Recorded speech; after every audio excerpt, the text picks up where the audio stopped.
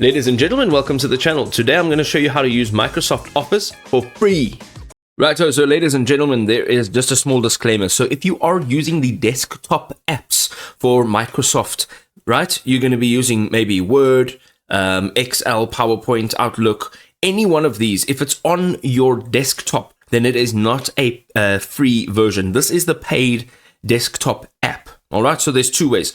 What you need to do, first of all, is jump into Google and just Google Microsoft 365. You will find this www.office.com, okay? And if you go ahead and click on log in, you'll be able to log in with your Microsoft account.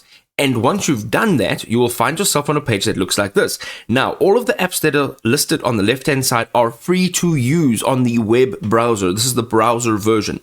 So if I want to open any one of these, I will be able to use it. There's also apps over here that you can go into, and some of these apps are actually also free to use. So you can go down here and click on any one of these apps, and you can actually use them free of charge without having to pay a monthly or a annual subscription.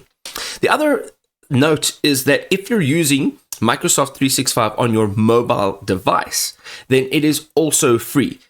The only thing is there are some limitations. So if you are using apps like Word, Excel, PowerPoint, Outlook, those particular apps, there are some limitations in terms of the functionalities. Maybe some functions you can only execute when you're using the desktop app. But if you're not using the desktop app and you're using the browser version, there are some cut around ways of getting things done.